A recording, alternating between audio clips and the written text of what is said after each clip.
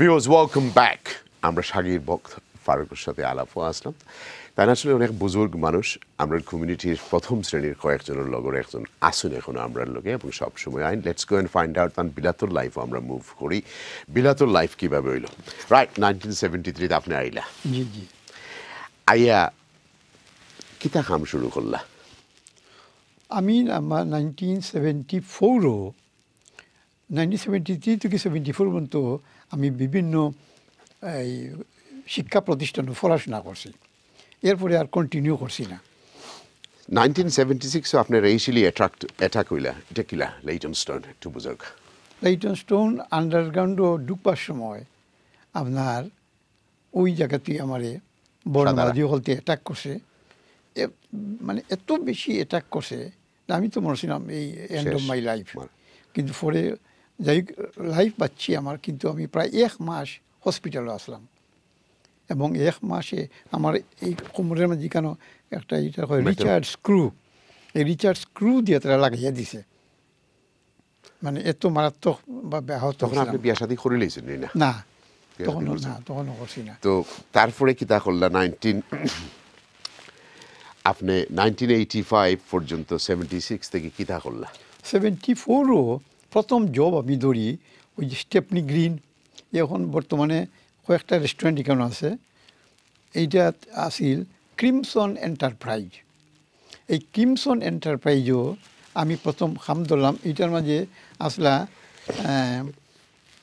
দি পিপুল পত্রিকার একজন সম্পাদক, বাংলাদেশের পিপুল পত্রিকা, এইটা তাই নাই এইখানে করলা উইথ পার্টনারশিপ উইথ মঈনুদ্দিন, হাজি মঈনুদ্দিন সাহেব। তখন তারা কইলা যে আমরা অফিসে তুমি আও খামো 30 পাউন্ড সপ্তাহ, মাত্র 30 পাউন্ড। আমি কইলাম যে ঠিক আছে। অফিসের উপরে থাকারও জায়গা আছে আর নিচে অফিসও কাম করলাম। বহুত দিন কেন কাম করার পরে ওই মঈনুদ্দিন ভাইয়ে তখন তাই ব্রিকলেইন তাই একটা প্রপার্টি কিনলা 48 ব্রিকলেইন, অন্য করলা গ্ল্যামার ইন্টারন্যাশনাল। তখন আমি আইলাম তান ইটার মাঝে ম্যানেজার হইয়া, অন্য বহুত দিন কাম করছি। করার পরে আবার নিজে আমি জারি করলাম শাহনান এমপ্লয়মেন্ট করি একটা 1985 ওইটা আপনি করলা প্রিন্সেস স্ট্রিট। আমার মনে আছে আমি 1989 আপনার গেছিলাম। জি 85 এটা করছিলাম।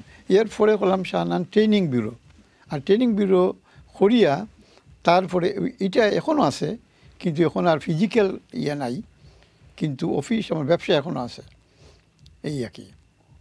সো আপনি কোন সময় ডাইরেক্টর অফ রয়্যাল ডাইরেক্টর হইলে আপনি royal society of public health? ও ডাইরেক্টর পাবলিক হেলথের এটা actually fellow of the director of public health FRSH। এটা হয়েছি তো আজকে তো কি প্রায় 15 বছর আগে হইব। সো বিয়া শাদী হবে চাচা দেখছুন নি? বিয়া শাদী করাইছিলানি চাচাই না কিলা কিতা করলা? এখন একটু নিলাই 1 মিনিট।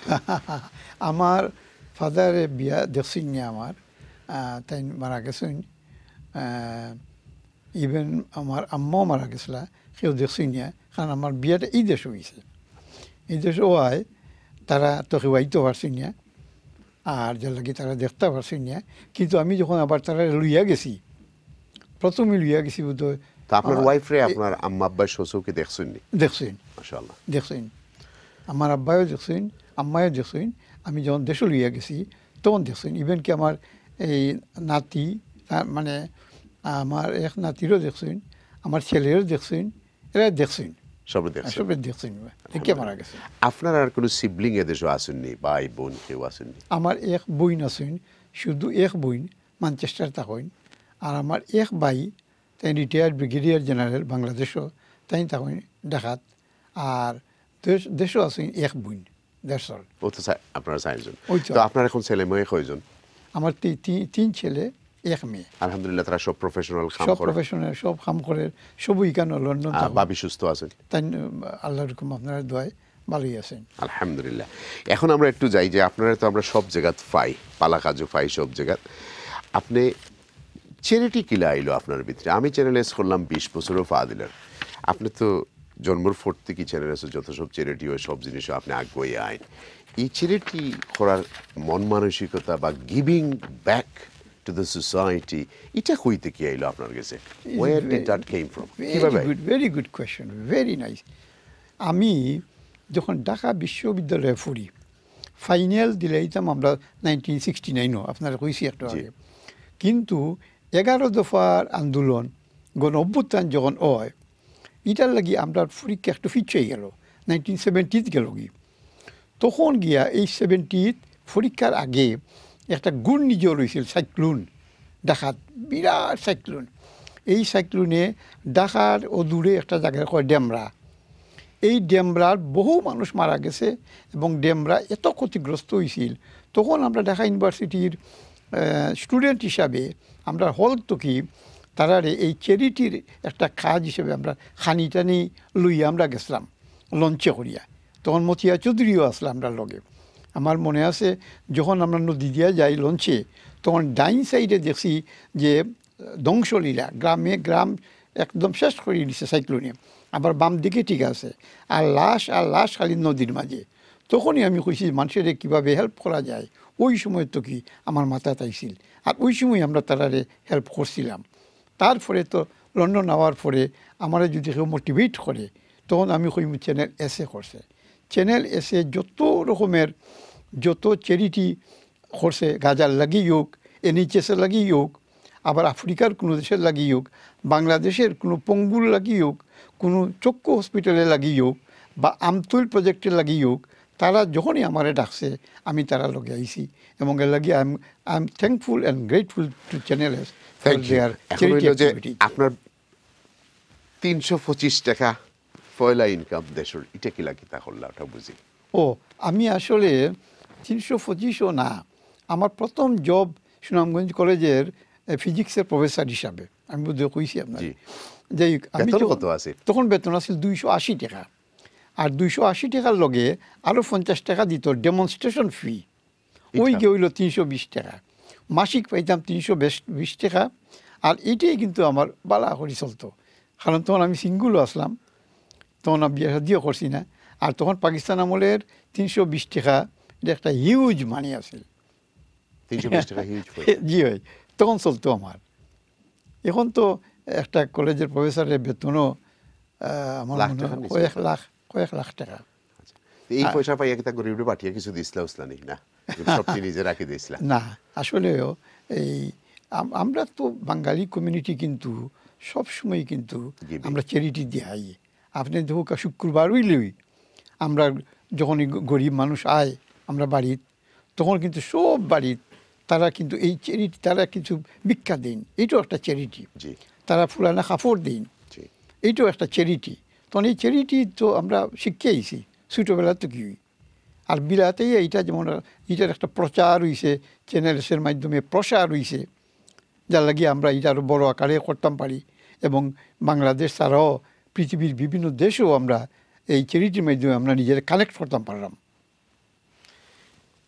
এই দেশেও আপনি অনেক মসজিদ দেখছেন, মাদ্রাসা দেখছেন, আপনি আওয়ার পরে এগুলো বিল্ড হয়েছে। আপনি যখন আইসলেন তখন ইস্ট লন্ডনের কয়টা মসজিদ আছেন?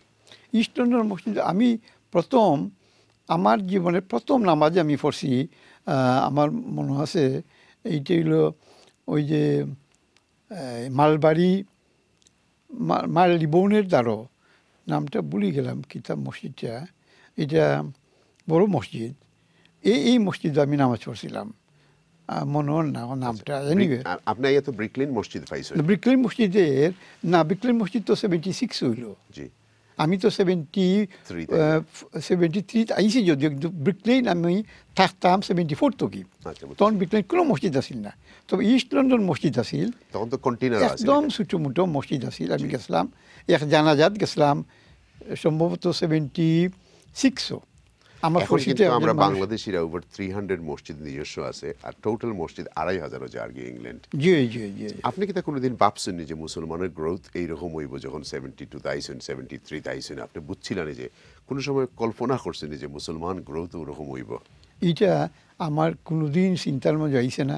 আমি আগে মনে করতাম যে আমি পড়তাম বইয়ের মাঝে এখনও আছে যে Dhaka is the city of mosques, কিন্তু এখন আমি কইমু এটা London is the city of mosque. লন্ডনের ভিতরে যত মসজিদ, সমস্ত ঢাকার মাঝে মনে হয় না এত মসজিদ আছে। এবং এত বড় বড় এত ভালো ভালো এত সুন্দর মসজিদ। আপনি আলহামদুলিল্লাহ অনেক ভালো ভালো কাজ করেন। একটা জিনিস আমরা একটু বুঝতাম চাইলাম, আইসক্রিম আর ক্যান্ডির স্টোরি একটা আছে আপনার কাছে, ওটা একটু কইল আমরা। ও না, এটা আসলে এটা একটা ফিলোসফি, এটা আমারও না, এটা একটা এটা ফিলোসফিটা এই হইলো যে মনে করুকা আপনি আইসক্রিম যদি আপনি খাইন বা আমি খাই, যেই খাই তার নিজের লাগি হে খাইল, এবং এটা গলার আগে, আইসক্রিমটা গলার আগে একটা নির্দিষ্ট সময় থাকে, এটা টেম্পোরারি একটা সময়, এই সময়ের ভিতরে কিন্তু এটা খাইতেইব এবং এটা এনজয় করলে তার লাগি এনজয় করেন।